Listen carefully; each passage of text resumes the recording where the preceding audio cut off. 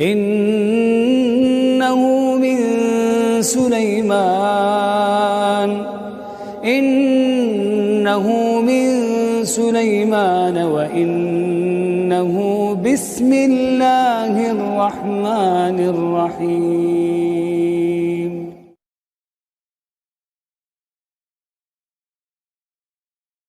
Kan kita akan membicarakan tentang manusia terbaik, manusia paling istimewa yang hari-harinya sangat berkah, Pak. Karena bicara tentang keseharian Nabi, kita bicara keseharian, itu artinya kita akan bicara tentang apa sih 24 jam yang dilakukan oleh Nabi Shallallahu Alaihi Wasallam. Dalam hadis yang diriwayatkan oleh Imam Ibnu Majah dalam sunannya, hadis sahih, Nabi Shallallahu Alaihi Wasallam pernah menyampaikan kepada kita, a'maru ummati ma baina sittin ila sab'in wa aqalluhum man yujawizu dzalik. Umur umatku antara 60 sampai 70 tahun. Rasulullah Shallallahu Alaihi Wasallam hanya Allah berikan 63 tahun, Pak, usianya.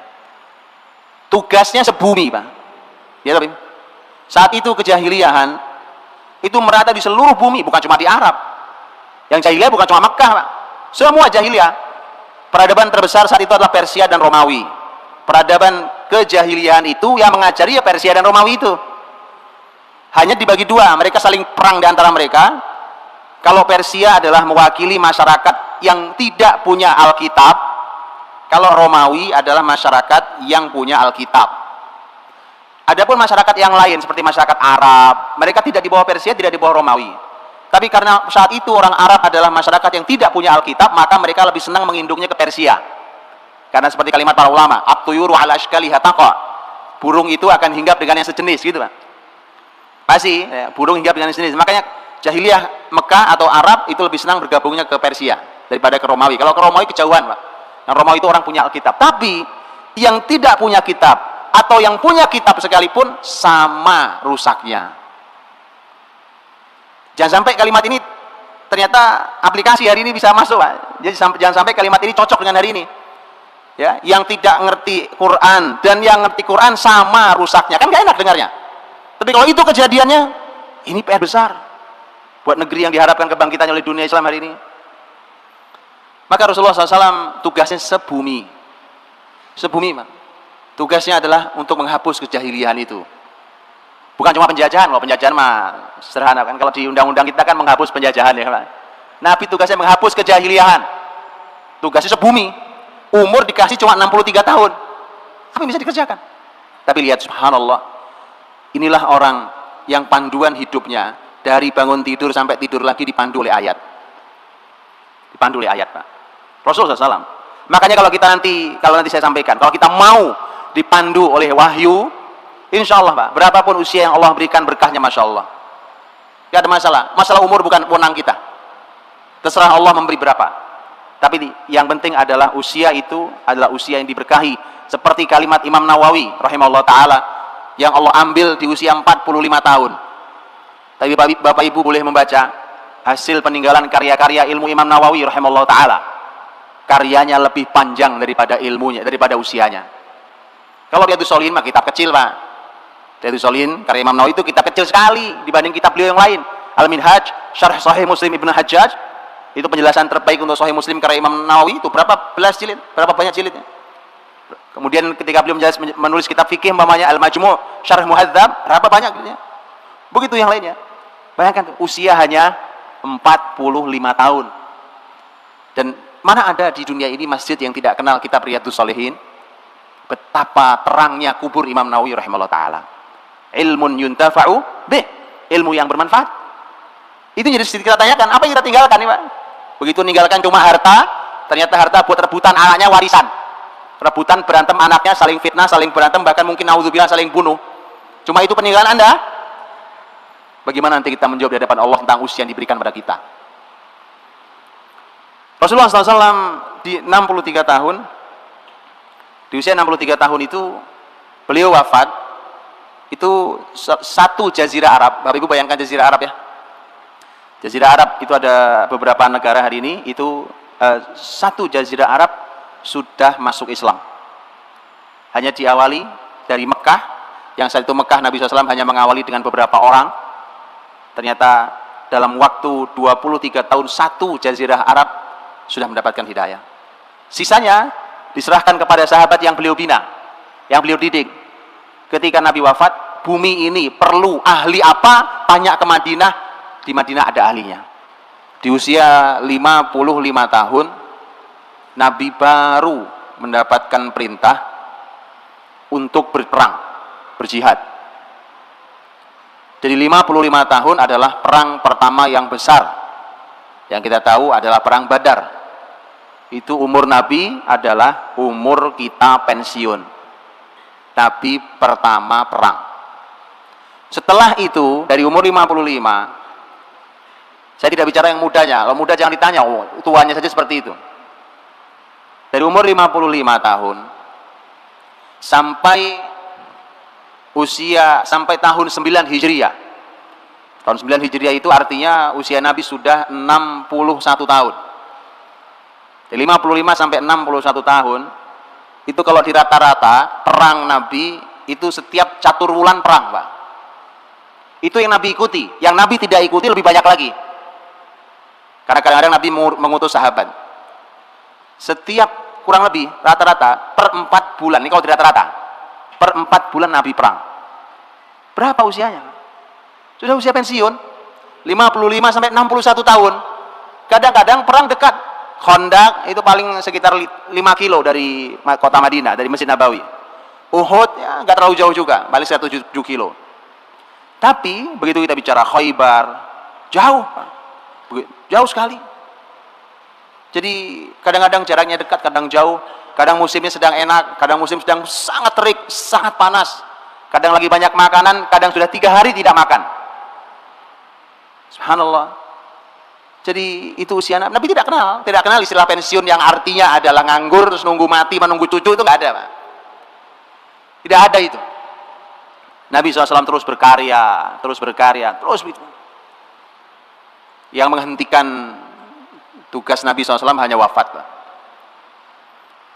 Kemenangan besar terus naik, tapi kemenangan ketika tadi wa ra'aitan nasa yadkhuluna fi dinillahi afwaja. Orang berbondong-bondong masuk Islam. Tahun 10 Hijriah dan tahun 11 Hijriah adalah tahun disebut sebagai Amul Wufud. Tahun bahwa rombongan dari berbagai macam suku dan kabilah datang ke Madinah untuk menyatakan diri masuk Islam. Amul Wufud, tahun kemenangan besar.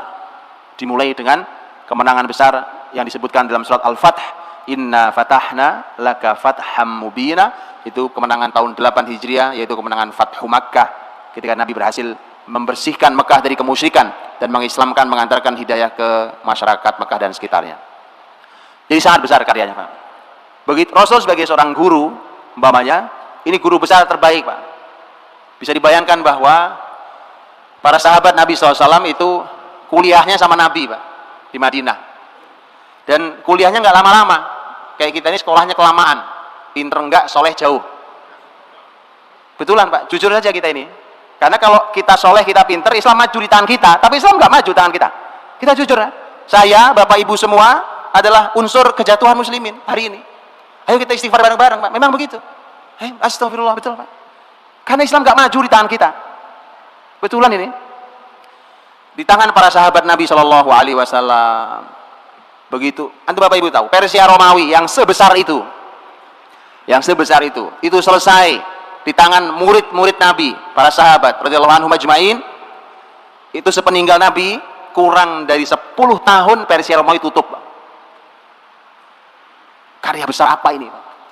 Tapi masalahnya bukan sekedar nutup peradaban. Bapak Ibu boleh bayangkan, hari ini peradaban terbesar apa gitu ya. Nah itu nutupnya aja kita bingung, Pak. Apalagi menggantikannya. Karena begitu ditutup, kan orang perlu pengganti. Saya kasih contoh sederhana. Kita ini di bidang ekonomi kan perlu transaksi uang, Pak. Ini urusan simpel, urusan transfer duit. Hari ini kita transfer mudah sekali, gitu ya. Tinggal pencet gini, transfer duit sampai ke negeri jauh. Begitu? Begitu ditutup oleh muslimin, sebuah peradaban, kan harus mencarikan penggantinya. Apalagi kalau sistem ini sistem yang tidak Islami, harus ada penggantinya.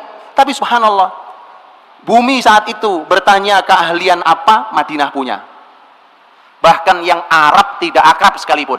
Apa contohnya? Air. Arab tuh nggak akrab air, Pak. Kecuali Arab di Surabaya.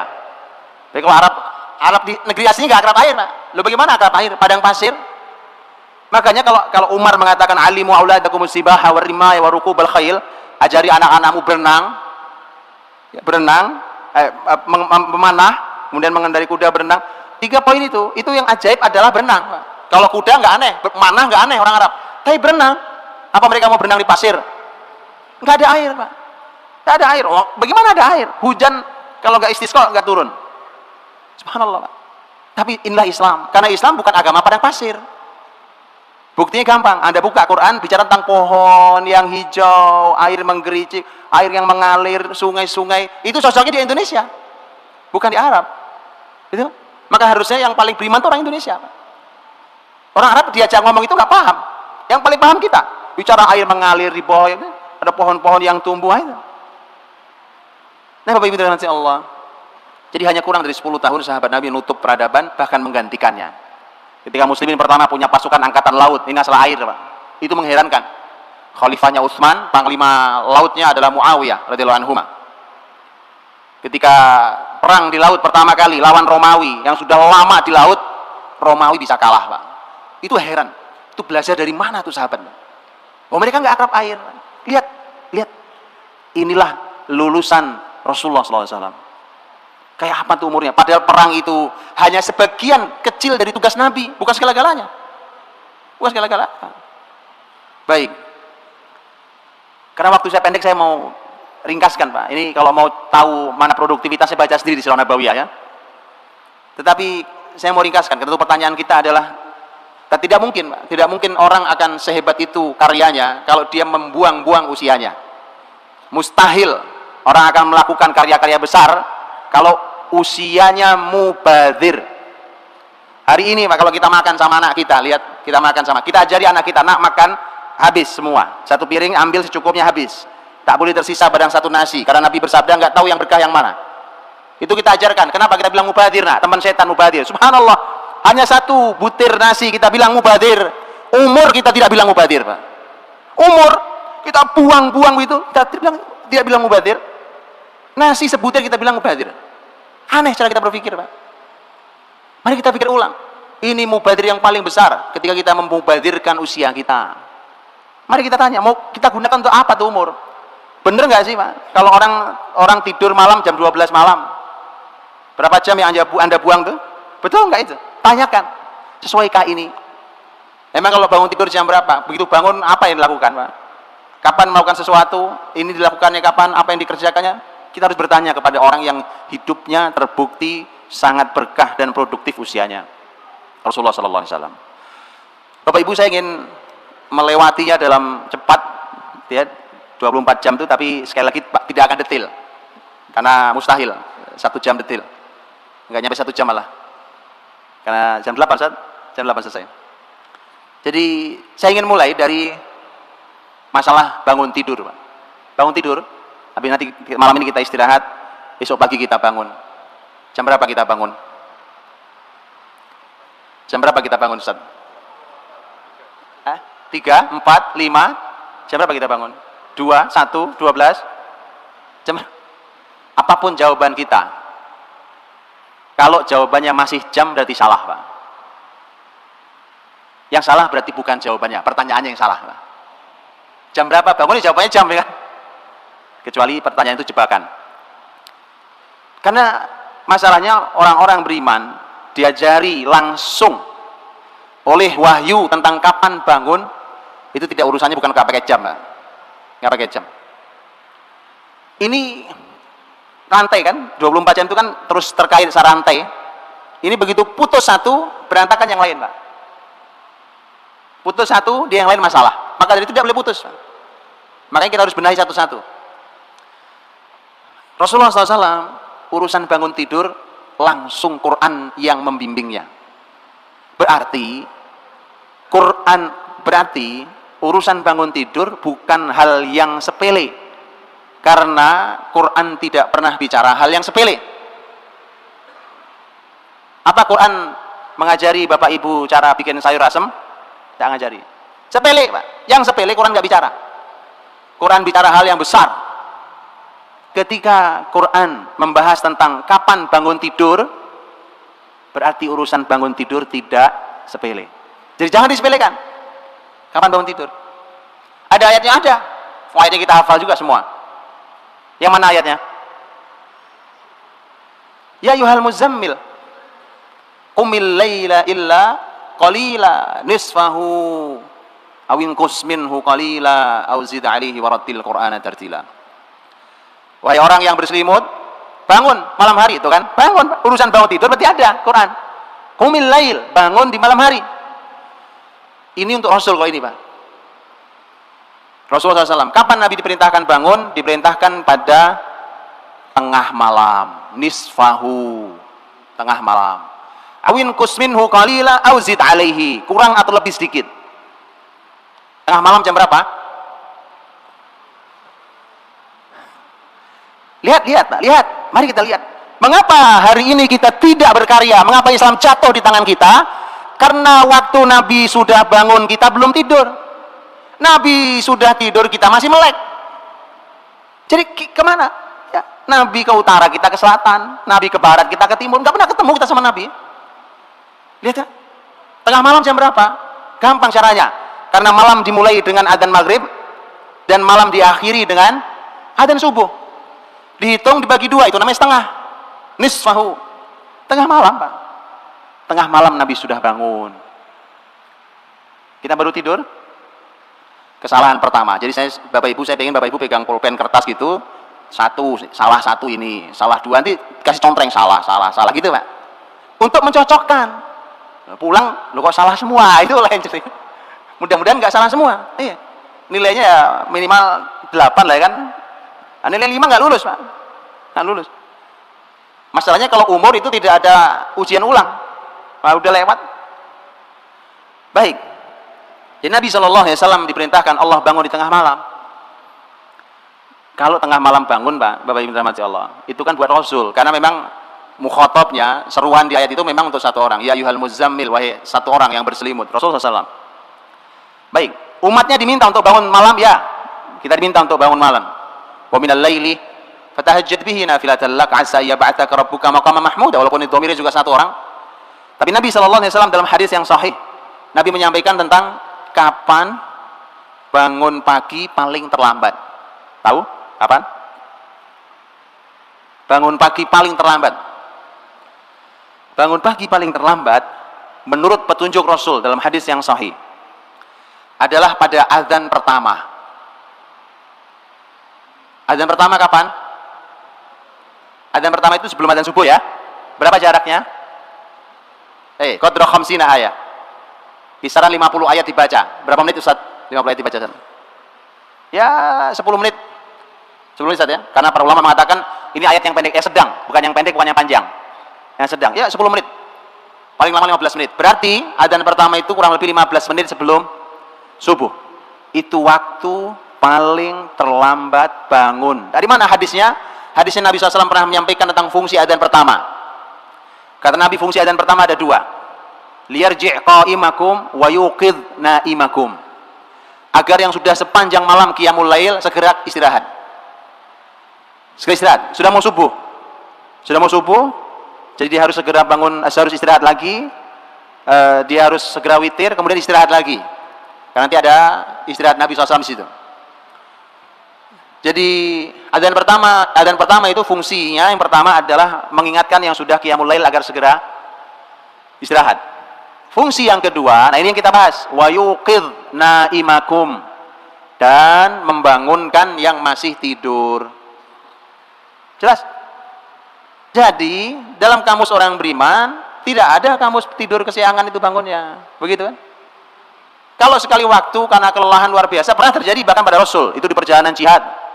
Pernah terjadi sekali waktu. Tapi kalau terjadinya setiap hari mah itu mah bukan banget namanya, bukan. Sekali waktu terjadi ya. Dan itu ada hukum fikihnya. Kapan orang bangun di situ dia salat. Maka Bapak Ibu dirahmati Allah SWT, urusan kapan Nabi bangun diatur. Dan kita ternyata diajari oleh Nabi bahwa ternyata orang beriman sudah harus bangun pagi paling lambat kurang lebih 10 menit sebelum adzan subuh. Paling lambat. Kan dia perlu persiapan, mungkin masih sempat sholat witir mungkin.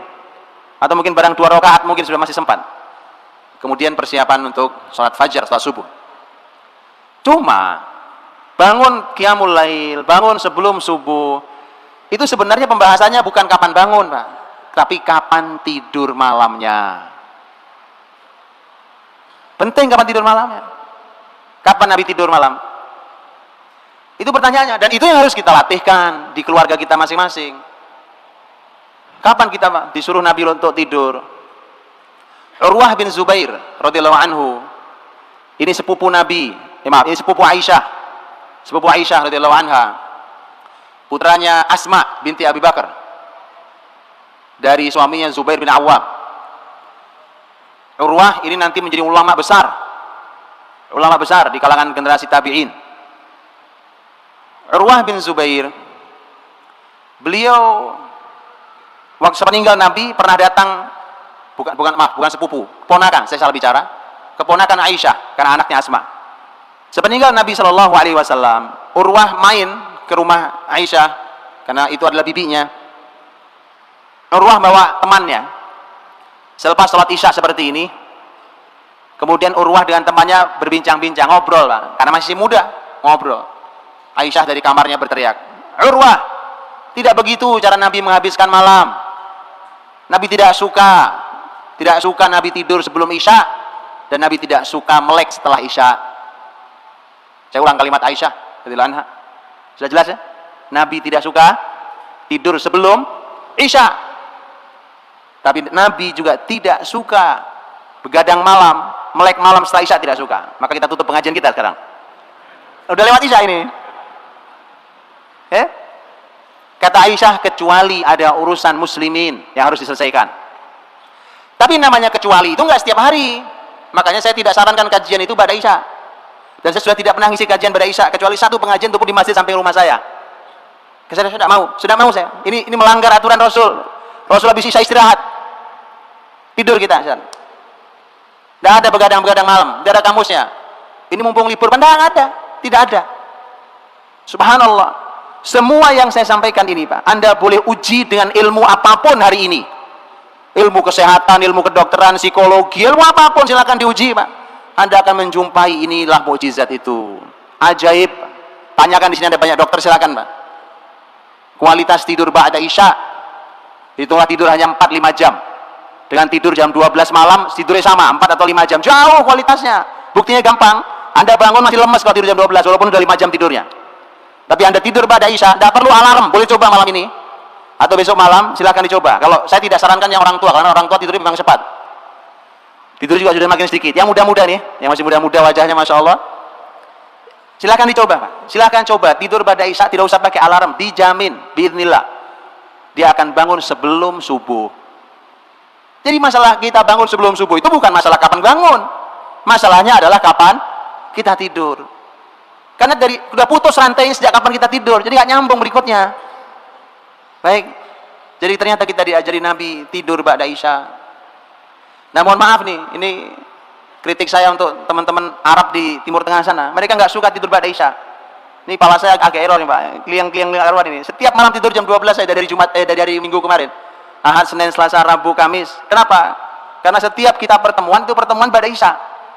Kalau pagi habis sholat subuh itu seperti kota mati. Saya di Jeddah kemarin, kayak kota mati, Pak. Wah, sepi, kayak kota mati. Apalagi hari libur. Antum tiduran di jalan, insya Allah gak ada yang nabrak gitu, Pak. Sepi, bisa main bola itu. Ini tidak sesuai.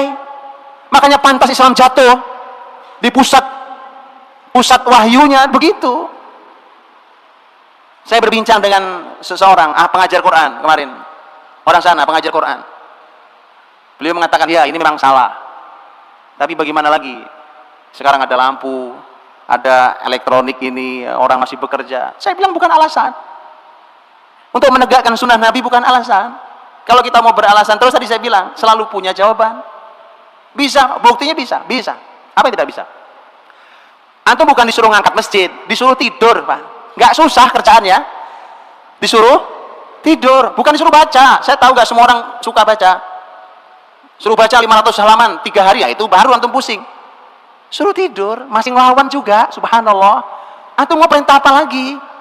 Ini perintah paling mudah dari Nabi, suruh tidur pada Isya. Nah, tidur juga. La ilaha illallah. Yuk tidur, Pak, pada Isya, tidur pada Isya. Sudah, dicoba, Pak. Ya, ini subhanallah. Ini konsep kalau antum mencoba, subhanallah. Baik, saya mau tanya, Nabi tidur sehari berapa kali? Berapa, Ustaz? Berapa kali Nabi tidur sehari? Nabi tidur sehari 3 kali. Antum 3 kali sehari, 3 kali makan, ya kan? Kalau ada bapak ibu dokter, saya mau tanya di sini, karena saya sudah pernah tanya kepada dokter-dokter. Apa makan 3 kali sehari itu ada panduannya? Nggak ada panduannya, ilmiahnya nggak ada ilmiahnya. Ada bapak ibu dokter sini? Ada yang berani bertanggung jawab makan 3 kali sehari itu ada panduan ilmiahnya? Nggak ada panduan ilmiahnya, Pak. Kalau ada yang bilang menemukan panduan ilmiahnya, saya tunjukkan panduan yang lebih ilmiah dari itu.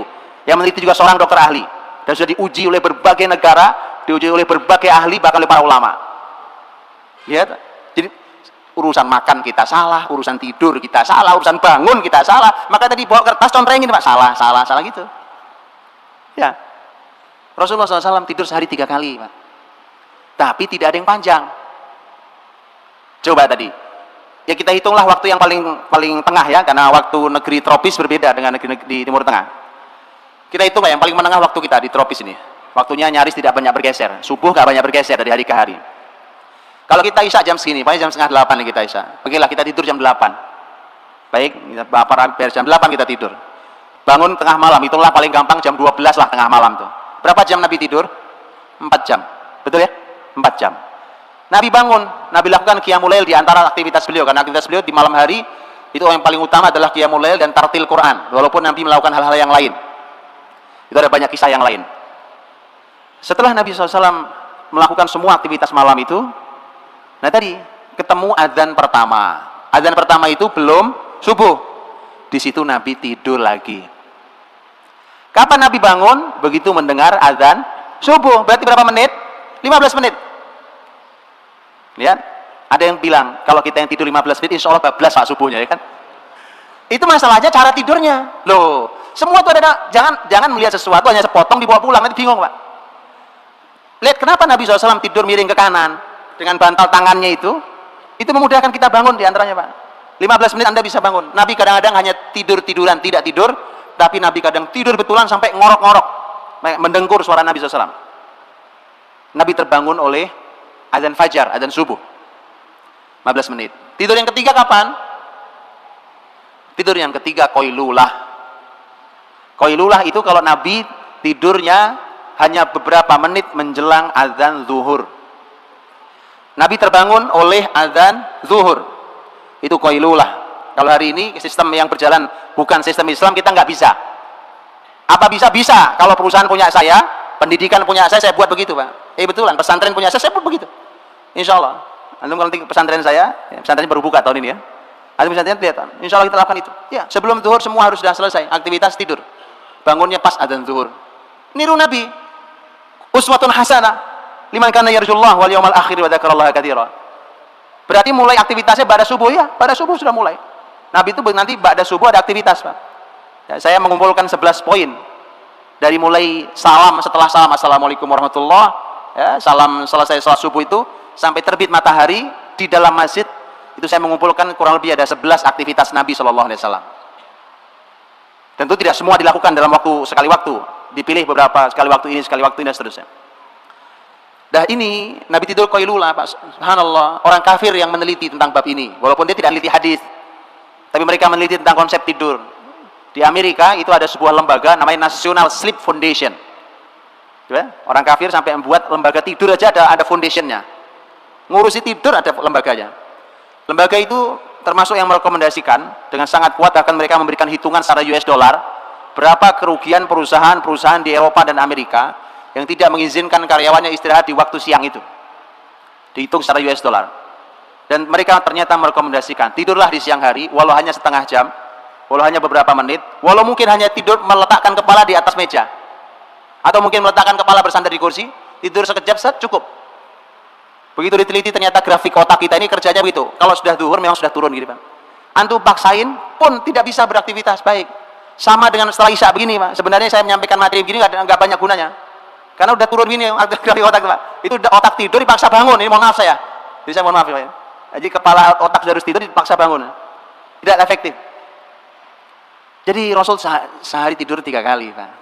Ini kalau dicoba, terakhir kemarin saya dapat ilmunya. Ini teman saya ahli herbal, Pak. Beliau bilang, yang menjaga qailulah dijamin tidak terkena serangan jantung. Saya tidak tahu ilmunya, ini yang orang-orang kesehatan.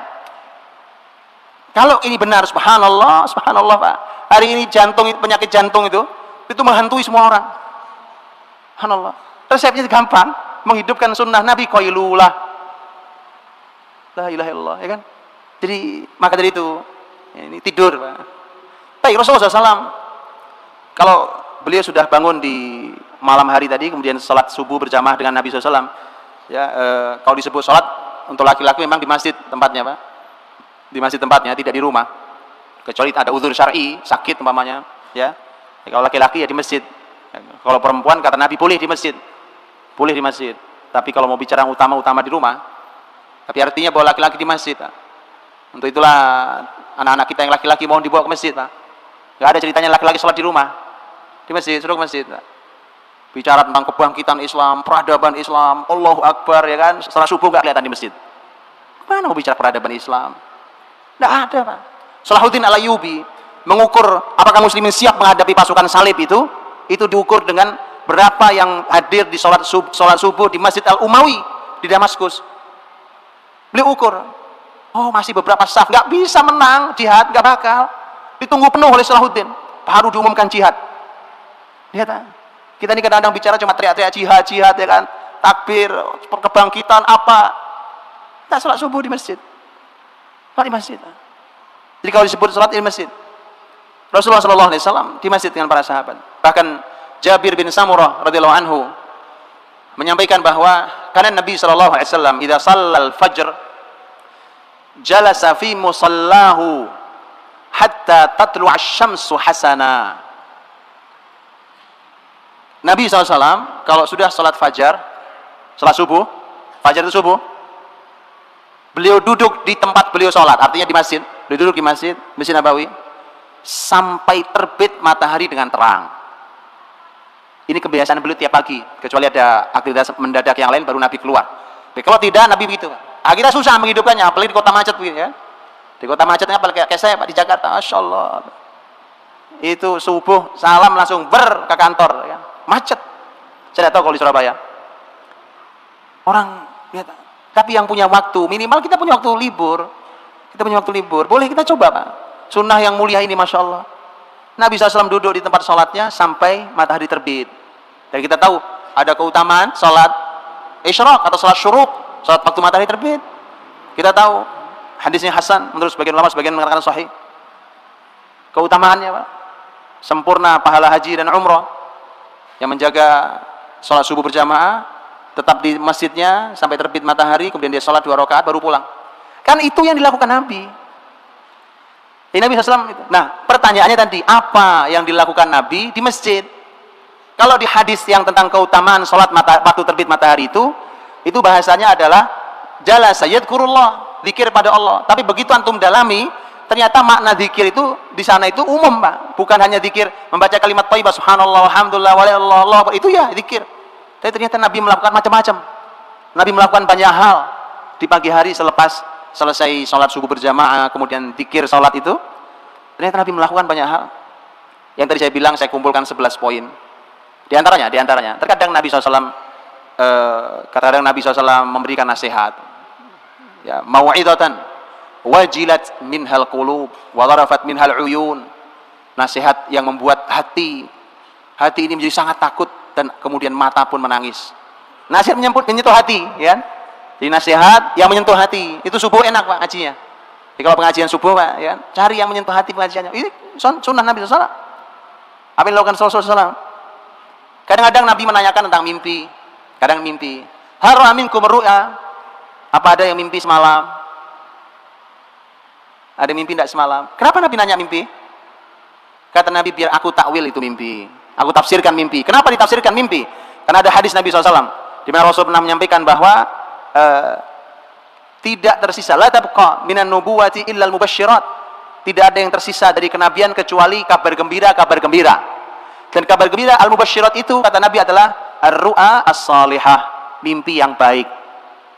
Makanya mimpi dalam Islam itu sebagian mimpi, tidak semua, sebagian mimpi ada takwilnya, ada tafsirnya. Tapi hati-hati, ntar habis ini pada nyari tafsir masing-masing, saya takut jatuh ke dukun.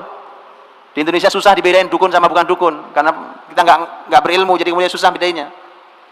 Hati-hati. Di sini banyak yang menafsirkan mimpi di Indonesia ini ya, tapi dukun. Nanti musyrik kita.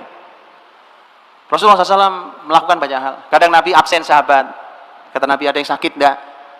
Ada yang meninggal enggak di antara kita? Absen pagi-pagi. Jadi masjid itu memang tempat absen. Loh, kalau ini masjid, lingkungan di sekelilingnya, kan yang jamaah kan itu juga, Pak. Iya, Pak. Ya kan, subhanallah. Kita gampang absennya. Oh, hadir, Pak. Oh, ada, ya kan? Itu absensi terbaik, Pak, waktu sholat subuh itu. Jadi kalau Anda mau milih karyawan, ini saya sarankan nih caranya. Nggak usah pakai macam-macam. Ya, Anda mau cari pakai ilmu, pakai psikotes sekalipun bisa nipu, itu gampang. Apalagi panduan untuk isi psikotes sebanyak di toko-toko buku, ya kan? Gampang caranya, Pak. Anda amati beberapa waktu, sebulan atau berapa, terserah, ya kan? Sholat subuhnya di masjid bolong apa enggak gitu. Angkat jadi karyawan. Kalau sudah ilmunya sudah, keahlian sudah, lihat sholat subuhnya, Pak. Insya Allah Anda akan mendapatkan karyawan yang luar biasa. Ini yang punya perusahaan-perusahaan, ya kan? Yang punya ini, mau milih mantu juga sama. Bersama, ya kan? Bapak yang mau milih mantu, ya, mantu laki-laki, Pak, terutama, Pak. Sholat subuh nggak pernah kelihatan. Jadi mantu nyusahin nanti. Betulan ini. Baik ya. Oh, ini panduan, Pak. Nabi ngabsen. Kata Nabi, siapa yang sakit? Siapa yang meninggal di antara kita? Subhanallah, ya. Banyak aktivitas Nabi SAW di pagi hari pada subuh itu. Nabi melakukan banyak hal. Dari 11 poin. Baik. Selepas itu, tentu sekali lagi saya tidak sabar detail ya. Saya hanya berikan contoh-contoh. Begitu terbit matahari, kita tahu ada sunnah. Ada sunnah untuk sholat tadi. Ya, sholat sunnah al-isyraq atau asyuruq. Selesai itu Nabi keluar dari masjid. Kemana pergi? Pulang. Nabi pulang. Nabi temui istrinya satu persatu. Karena istri Nabi tidak satu persatu diketuk pintunya. Begitu Nabi datang sebagai seorang suami terbaik yang pernah dijumpai oleh seorang perempuan. Nabi senyum, Nabi ucapkan salam, Nabi tanya apa kabar, Nabi tanyakan apa kegiatannya, apa yang dilihatnya, dan seterusnya. Kadang Nabi menyampaikan nasihat ringan, kadang sekedar duduk bercengkrama. Subhanallah. Istri Nabi tidak satu, tapi semua terperhatikan. Lah kita nih istri cuma satu aja kok nggak keurus. Mari Pak belajar sama orang terbaik. Ini salah satu hikmah mengapa Nabi istrinya banyak. Berikan contoh, Pak. Istri banyak, Nabi semua terurus. Semua luar biasa. Semua wanita istimewa. Kita satu aja ngeluh nggak bisa didiknya. Salah berarti, Pak. Ya. Jadi Rasulullah SAW ketuk pintu satu-satu rumah istri. Ditemui satu-satu. Selesai pindah lagi temui satu-satu. Karena rumahnya tidak berjauhan. Ketuk pintu satu-satu. Kalau rumahnya berjauhan ya ini resikonya susah, ya kan? Paling bisa nelpon. Nabi kadang-kadang bertanya kepada istrinya, seperti cerita Ummu Salamah radhiyallahu anha, juga Aisyah radhiyallahu anha. Nabi bertanya kepada mereka, hal indakum syai'? Lihat pertanyaan Nabi, subhanallah, katanya, hal indakum syai'? Apa kamu punya sesuatu? Ngerti maksudnya? Apaan? Nanya sarapan. Nabi tidak nanya ada makanan enggak, ada sesuatu enggak? Sesuatu. Dalam bahasa Arab kata syai' nakirah pula. Nakirah itu tidak definitif, tidak ada alif lam nakirahnya. Syai' nakirah, sepele, sesuatu yang sepele, apa sajalah, apa saja. Karena syai' itu sesuatu yang tidak definitif. Jadi apa saja, sepele.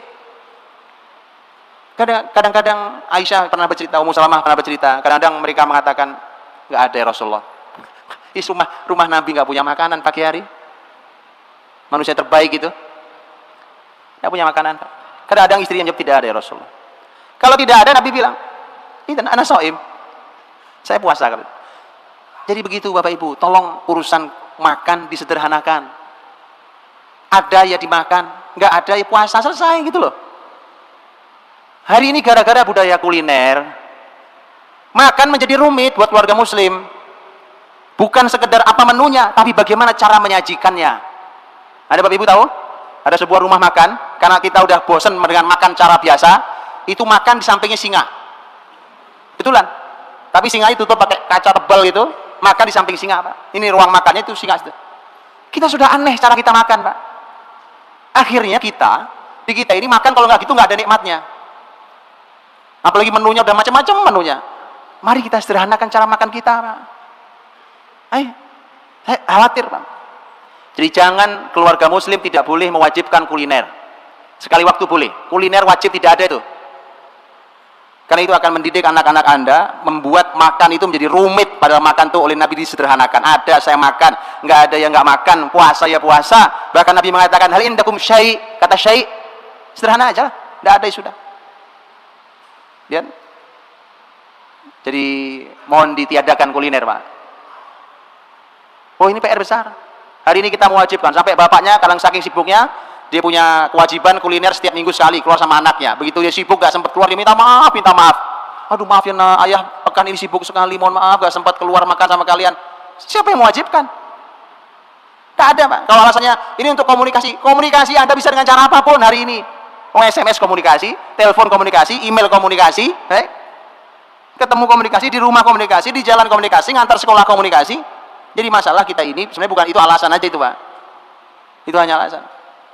Jadi boleh silahkan makan di luar dengan keluarga, Masya Allah, jalin erat dan hangatnya rumah tangga. Tapi dalam Islam itu bukan sesuatu yang penting. Dia tidak penting. Suatu hari Rasul datang ke rumah istrinya. Kali ini Aisyah radhiyallahu anha yang bercerita. Begitu datang, Rasulullah SAW ditawari kali ini, bukan Nabi SAW ketika itu juga bertanya, hal indakum syai', apa ada sesuatu? Ternyata kata Aisyah, ya Rasulullah, uhdiyalana his. Kita dikasih hadiah oleh seorang sahabat itu his. His itu makanan, korma dicampur dengan tepung dengan apa, jadi his, enak makanannya. Kalau ke Mekah, Madinah, Bapak Ibu bisa tahu. His. Dan his itu termasuk makanan kesukaan Nabi SAW. Tuh, Pak. Sampai makanan yang Nabi sukai itu Masya Allah gizinya, Pak. Anda tahu daging kambing? Ya, Nabi, di bagian mana yang paling Nabi suka? Al-katif. Katif. Nah, katif. Di apa namanya nih? Lengan bagian atas. Di sini ada ahli daging nggak di sini? Tanyakan pada ahli daging, Pak. Apa hebatnya daging di bagian itu dibanding bagian yang lain? Subhanallah. Jadi yang disukai Nabi pun bukan sederhana, ya. Ya. Dan Rasulullah SAW ketika mendengarkan kalimat Aisyah, ya Rasulullah, kita dikasih hadiah his. Dan his itu aku simpan untukmu. Karena Aisyah tahu ini kesukaan suaminya. Nabi SAW mengatakan, yaudah, sini bawa sini. Padahal tadi saya sudah niat puasa. Nabi batalkan puasa sunnahnya. Kalau puasa wajib tidak boleh dibatalkan, kecuali ada udzur syar'i, yang betul syar'i. Tapi puasa sunnah boleh dibatalkan untuk hal yang lebih penting, yang wajib. Nabi SAW mengatakan, saya dibatalkan puasa sini, saya makan. Ambil pelajarannya, Bapak Ibu rahmati Allah, terutama para ayah, dan saya mewakili para ayah meminta maaf pada para ibu. Bu, minta maaf saya, Bu, mewakili para suami, karena saya juga suami dan ayah. Minta maaf kadang-kadang bawa bapak ini kan, begitu pulang kerja udah capek, ya udah malam, pamannya ada makanan di rumah, istrinya bilang belum makan ya, ini udah disediakan, aku udah makan di luar. Oh iya sudah. Bapak tahu, sekedar saya sampaikan perasaan seorang wanita, Pak. Itu begitu bilang ya sudah, itu ngenesnya sampai besok malam itu. Kadang-kadang gini loh, Pak, Anda jangan sepelekan, ada makanan di meja makan kita. Itu makanan untuk sampai di meja makan, itu bisa jadi persiapannya sudah 2 minggu itu. Betul Bu? Suatu hari seorang istri ingin menyajikan makanan yang paling dicintai suaminya, maka dia mulai cari resep baru. Resep apa yang baru? Dia browsing dulu di internet, cari masakan. Oh, dibanding-bandingkan dulu. Habis itu telepon temannya, Jeng, aku mau masak gini, SMS lagi. Ini kok kurang apa enggak ya rasanya? Oke. Persiapannya lama itu, Pak. Terus nanti ke pasar nyari bahan, nggak ada pula di pasar satu, pindah ke pasar yang lain. Dia masak seharian, dia masak, Pak. Ini agak ini sedikit, hiperbola sedikit. Jadi lama itu untuk sampai makanan di meja makan itu, subhanallah, itu melibatkan waktu, tenaga, hati dan cinta. Enggak gampang, Pak. Begitu pulang tahu-tahu suaminya bilang, aku udah makan sama teman-teman di luar. Ya Allah, makanya saya minta maaf nih Bu, mewakili para suami. Para ibu mohon maafkan kami, kadang-kadang laki-laki nggak punya rasa. Yang beginilah kami diciptakan Allah SWT kan. Jadi mohon dimaafkan. Insya Allah mulai malam ini kita akan belajar, Bu. Sentuhlah makanan itu, makanlah itu, ucapkan kalimat yang mulia. Siapa yang masak nih? Aku yang masak. Luar biasa istriku, ya kan? Subhanallah, ya kan? Masalah rasanya nggak jelas itu nomor sekian, Pak. Iya, loh, nggak boleh menghina makanan kan? Di Rasulullah SAW memberikan penghargaan, Pak, karena makanan itu di hati seorang wanita nggak gampang, Pak. Nggak seperti di hati laki-laki. Laki-laki simpel-simpel aja, udah gampang itu, Pak.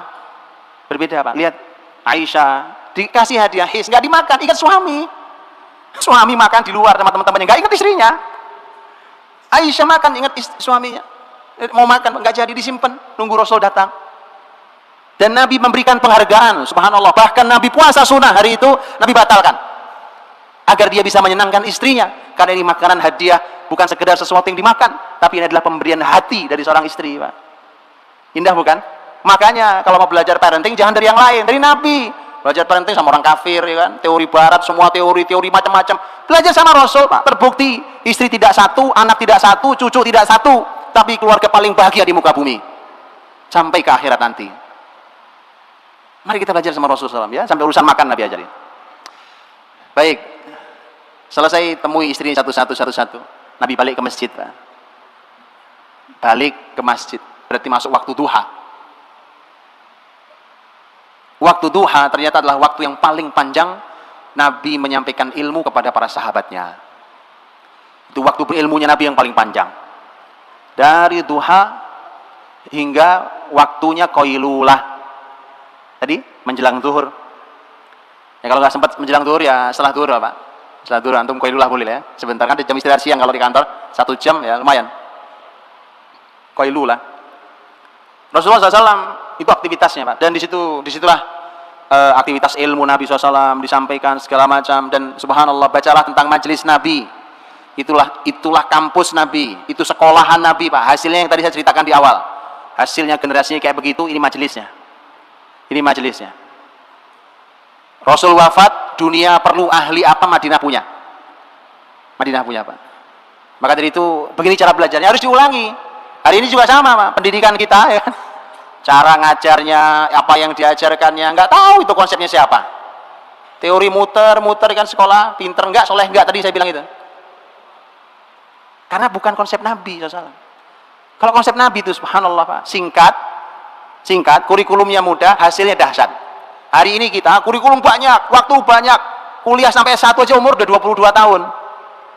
Lulus S1 masih bingung mau ngapain, kan? Nikah nggak berani, kerja masih nyari, mau ngapain? 22 tahun Muhammad Al-Fatih jadi sultan, 23 tahun Umar bin Abdul Aziz jadi gubernur, 17 tahun anaknya Umar bin Abdul Aziz, Abdul Malik jadi menteri. Begitu, Pak. Usama bin Zaid 18 tahun jadi panglima. Abdullah bin Abbas 15 tahun jadi staf ahli negara kekhilafan Umar bin Khattab. Kita ini 22 tahun masih baru lulus S1, bingung. Jauh. Mari kita pikirkan ulang, ada pola hidup kita yang salah. Ada keseharian kita yang salah. Dan itu kita masih pertahankan di anak-anak kita. Jangan diulangi, Pak.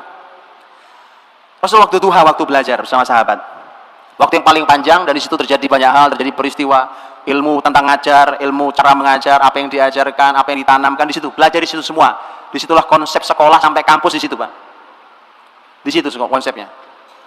Dan banyak peristiwa. Majelis Nabi kadang-kadang kalau yang hadir jumlahnya tidak banyak, Nabi buat lingkaran.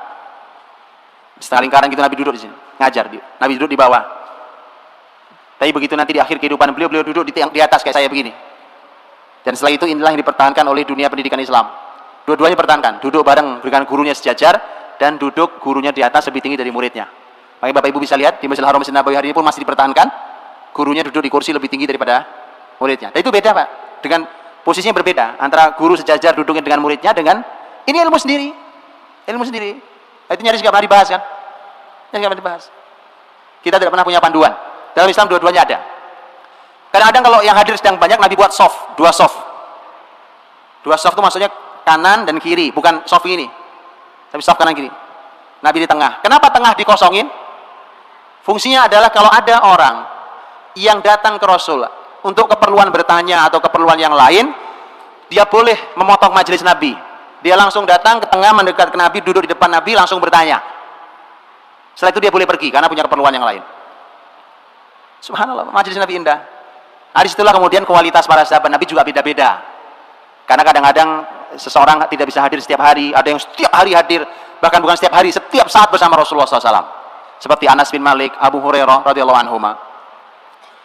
Baik, begitu sampai qailulah, Nabi qailulah, istirahat. Bangunnya zuhur. Begitu selesai zuhur, kita tahu zuhur, Nabi SAW zuhur. Begitu selesai zuhur, Nabi duduk dengan para sahabatnya, kadang-kadang tidak. Tetapi kalaupun Nabi duduk dengan para sahabat di majelis, kalau ada ilmu yang beliau sampaikan, tidak lebih panjang daripada sebelum zuhur. Pada zuhur itu lebih pendek. Kadang-kadang Nabi SAW memanfaatkan waktu itu untuk ziarah, menziarahi cucunya, menemui cucu-cucunya, menemui anak-anaknya. Terkadang Nabi manfaatkan itu juga untuk mengontrol pasar, controlling pasar. Nabi jalan mengontrol pasar, melihat aktivitas ini syar'i apa tidak syar'i, benar apa tidak benar. Seperti ketika Nabi menegur tentang seorang yang menjual korma yang ditutupi atas sama yang bawah beda, Pak. Itu kerjaan pedagang, sebagian pedagang hari ini juga gitu. Dan itu penipuan dalam Islam. Ghasyana falaysa minna, kata Nabi. Yang menipu begini ini bukan bagian dari kami. Tidak boleh lakukan itu. Nabi masukkan tangan begitu, ternyata yang atasnya sama yang bawah beda. Jadi kontrol pasar, karena Nabi punya pasar, Pak. Pasar muslimin. Ini PR besar sendiri. Bapak Ibu kalau yang pernah ke Masjid Nabawi atau paling nggak lihat Masjid Nabawi ya, bayangkan Masjid Nabawi, saya mau cerita. Masjid Nabawi itu bayangkan kiblatnya. Ini ada, saya sekarang ada kiblat di Masjid Nabawi gitu ya, maunya. Sebelah kanan Anda, ini ngadep kiblat nih saya. Di sebelah kanan Anda itu kurang lebih di pojokan pagar Masjid Nabawi yang sebelah kanan depan. Ya, sekali lagi saya ngadep kiblat. Itu dulu adalah pasar terbesar milik Yahudi, yaitu pasar Bani Koinuko. Ternyata Nabi SAW membangun pasar muslimin itu di sebelah sininya, Pak. Sebelah kanan juga, tapi agak ke belakang. Lihat, Nabi berani membangun ekonomi face to face dengan Yahudi. Baru perekonomian bisa diambil oleh muslimin. Hari ini, konsep syariah tidak jalan, Pak, di pasar. Karena pasar punya Yahudi. Nggak bisa jalan. Lapangan punya orang, Anda mau punya aturan sendiri, nggak boleh sama yang punya. Muslimin harus punya pasar sendiri. Konsep syariah dijalankan. Kalau perlu face to face untuk supaya langsung orang lihat mana yang lebih berkah, mana yang lebih maju, mana yang lebih hebat, begitu, Pak. Kalau perlu lihat mana yang lebih ramai pasarnya. Ya. Nabi adu pasar face to face berhadapan. Itu dilakukan, Nabi SAW melakukan controlling sehingga tidak boleh. Nah, ini juga konsep. Ketika Umar bin Khattab radhiyallahu anhu menjadi khalifah, beliau mengumumkan di pasar muslimin, la yabi' fi suqina hada illa man faqih wa illa akala riba radiya am aba. Tidak boleh jualan di pasar kita ini kecuali orang yang fakih, orang yang punya ilmu fikih muamalah benar, ngerti dia fikih muamalah jual beli itu bagaimana. Kalau tidak, maka dia pasti akan memakan riba, baik dia rela ataupun terpaksa. Ali bin Abi Thalib radhiyallahu anhu saat dimintai izin oleh seseorang, wahai Ali, saya ingin bisnis mulai jualan dagang, maka doakan saya. Kata Ali, kamu sudah belajar fikihnya? Fikih jual beli, fikul buyu', jual beli. Dibilang, bagaimana kalau saya belajarnya sambil jalan? Nah, ini kesenangan kita nih, learning by doing, bahasa kerennya. Padahal itu bahasa parah itu, Pak. Learning by doing kan, saya sambil jualan tapi sambil belajar fikih muamalah. Kata Ali, lah, belajar dulu fikihnya baru kamu jualan. Lihat, kita jualan pun salah sekarang ternyata. Fikih buyuk udah ngerti, jualan iya, bisnis sudah gede, perusahaan udah 15. Fikih jual beli tidak tahu. Akhirnya kita makan yang haram. Baru begitu uang haram banyak kita bingung datang ke Ustadz. Gimana Ustadz? Banyak duit haram di saya. Kemarin tidak mau belajar. Disuruh belajar susah. Kan? Begitu sekarang sadar dia bingung. Sudah bingung, yang haram sudah terlanjur banyak, menarik keluarnya susah pula. Makanya Pak, Islam ini konsep dalam Islam. Ya, yang sudah terlanjur dia segera belajar fikih muamalah. Yang punya usaha belajar, Pak. Ada fikihnya kan? Ada fikihnya. Dalam fikih ada bab jual beli. Jadi Rasul kan ada melakukan controlling terhadap pasar. Kadang kunjungan ke rumah anak-anak cucunya dan seterusnya. Nabi berinteraksi dengan anak cucunya, itu pelajaran sendiri. Bagaimana Nabi berinteraksi anak, berinteraksi dengan cucu dan segala macam. Singkat kata, masuk waktu asar. Gitu? Masuk waktu asar dengan semua aktivitas Nabi itu. Masuk waktu pasar, sholat. Begitu sholat, selesai asar adalah waktu yang paling pendek dan nyaris Nabi tidak duduk dengan sahabat lama-lama di masjid, tidak berlama-lama dengan para sahabat di masjid. Sudah lelah seharian, Pak.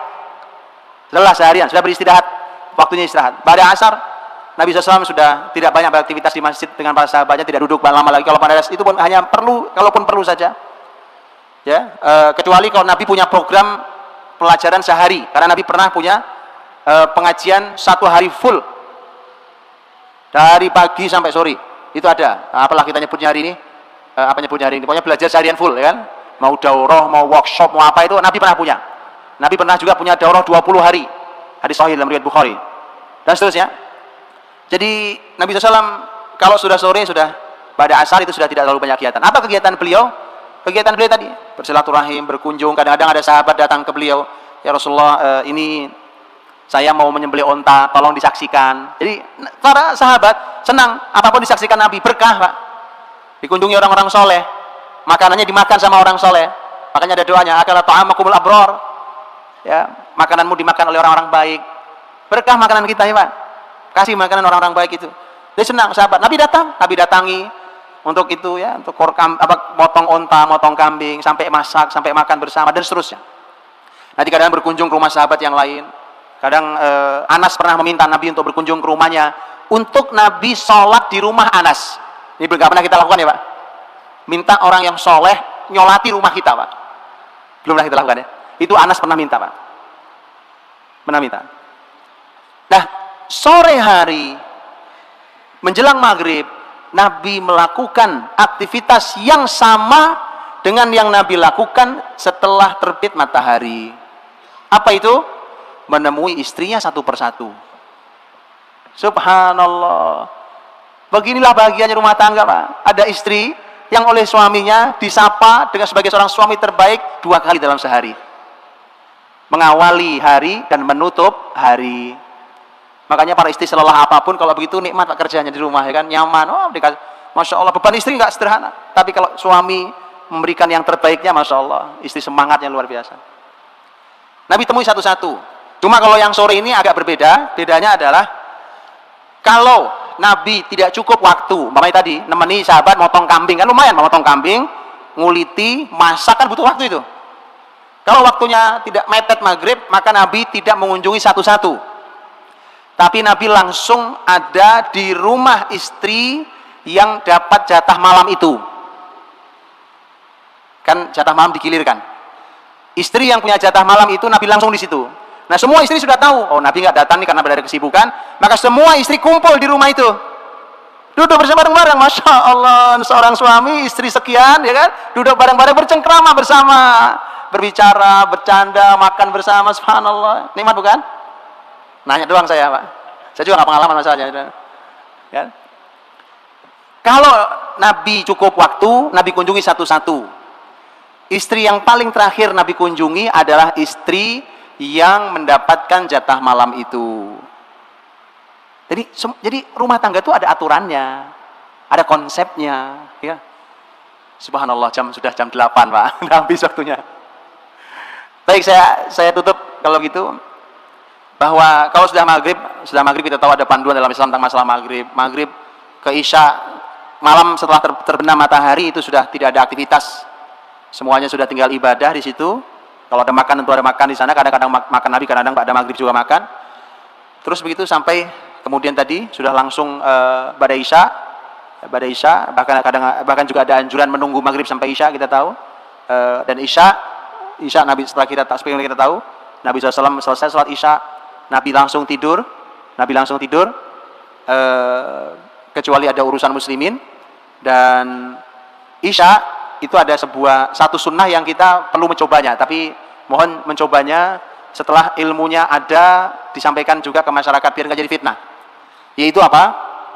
Nabi SAW, muadzin Nabi SAW, Nabi punya 2 muadzin, Bilal dan Abdullah bin Umi Maktum.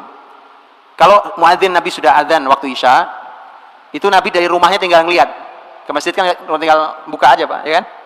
Ya, di masjid lain juga nggak jauh. Kalau di masjid para sahabat sudah berkumpul banyak, Nabi segera keluar untuk segera sholat isya, kemudian selesai pulang istirahat. Tapi kalau Nabi lihat dari rumah kok sepi, rumah sahabat kok pada belum banyak datang, ada saja mungkin aktivitas apa segala macam, maka Nabi menunda sholat isya sampai tengah malam, baru sholat isya berjamaah di masjid. Dan Nabi bersabda, laula an asyqa ala ummati la amartuhum bi ta'khiri salatil isya'i ila nisfil lail. Kalau tidak memberatkan umatku, pasti aku perintahkan mereka untuk mengakhirkan salat isya sampai tengah malam. Jadi khusus untuk salat isya, dengan hadis ini maka ternyata waktu utamanya ada di tengah malam itu. Tapi tetap harus berjamaah. Enggak boleh tengah malam sendirian di rumah. Sahabat sholat di masjid, ya, karena laki-laki. Jadi sahabat kalau sudah mulai beranjak malam, nanti sahabat datang ke Rasulullah, ya Rasulullah, para wanita sudah tidur, anak-anak juga sudah tidur, mari kita sholat isya, kita belum sholat isya. Salat Isya berjamaah di masjid sudah tengah malam. Pernah nyoba di sini? Belum ya? Rasakan Pak, salat Isya di tengah malam berjamaah di masjid rasanya beda banget. Betul. Ini sunnah Nabi SAW. Bahkan tadi dengan hadis itu maka ternyata waktu kalau salat wajib yang lain waktunya di awal waktu utamanya. Untuk salat Isya Nabi mengatakan kalau tidak memberatkan umatku aku perintahkan mereka untuk mengakhirkan salat Isya sampai tengah malam. Wallahu a'lam bishawab. Mudah-mudahan yang sekilas bisa memberi gambaran. Kalau detailnya ya perlu waktu cukup panjang. Wallahu a'lam bishawab.